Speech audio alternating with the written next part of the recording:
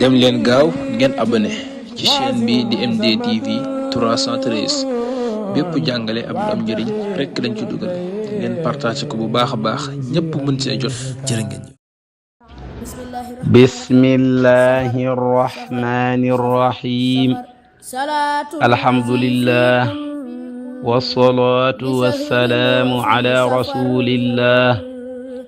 jërëjëfate Sëriñ Tuuba radiyallahu ta'ala anhu wa nafa'ana bi barakatihi amin salaatu alladi fi kulli shahrin wa fi safar xamaani ala maahin mahal xabsa wassafar. assalaamu aleykum wa rahmatullahi ta'ala wa barakatuh. mbokki taalibe yi ñu dikk ak yéen ci seen yóbbalu safar niñ ko waxe woon ci bind yi weesu sëriñ bi ak nattu yim tegoo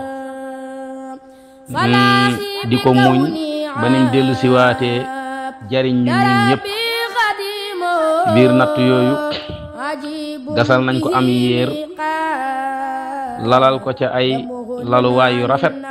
ne ko Mbàkke de day mel ni fii neex naa jaamoo yàlla mu ñëw ba jub si ko taxaw ñoom ñu yaakaar ne xëy na dafa ragal a agsi fekk booba ndigal lay diglu waaye biñ ko joxee ndigal mu ñëw rek teg tànkam ma bëx Sëriñ Musaa Ka ci Gisaawu Sakoor nee na ñu marmaral ko maasale di xaqataay di saaga waaye bañ dellusee ñu fekk daama hunaaka kenn du Sëriñ Tuubaa bokk na ca yooye ab fuur lañ tàngal ba mu tàng jër ñu tàbbal ko ca nee na ba mu cay agsi nee na suñu boroom lam defaloon yonent yàlla Ibrahima yaa naaru kuuni lam defaloon yonent yàlla Ibrahima ci yaa naaru kuuni bardan wa salaaman ala Ibrahim loolu la ko fa defal sëriñ bi taalif fa xasida yaa naaru kuuni bardan wa salaaman ala Ibrahim di xasida ci xasaay di Cheikh al Xadim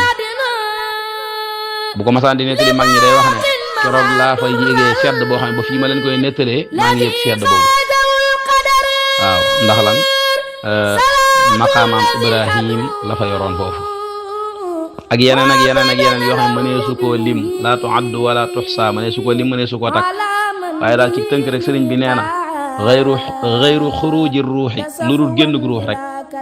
daal dama fa tubaab yi daanañ ko bàyyi ci àll bi lu yàgg fàtte ko waaye suñ bëggee xam mi ngi dund wala dañu am klaxonné buñ def rek buñ jékki-jékki rek gis ko muy ñëw kenn du Sëriñ Tuubaa yàlla ñu ko yàlla doole fayal moo tax mu ne nabbahtukum maan ala kaddin bada li qabla an ara ridam mu abada te ñëpp maa ngi leen yee ci ay coona yoo xam ne jànkonte woona ak moom lu jiitu may am ngërëm lu sax lii ma am te kat ku ne xam na ne tukki bi làq na ca ngërëmul yàlla lu jiitu tukki bi ak ci tukki bi ak gannaaw tukki bi ndax Sëriñ Tuubaa léppam ngërëm la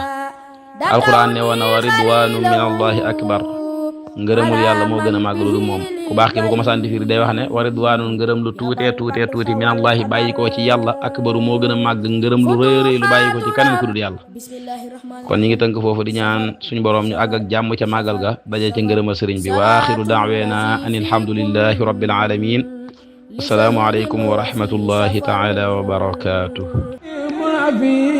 dem leen gaaw ngeen abonné ci chaîne bi di MD TV 313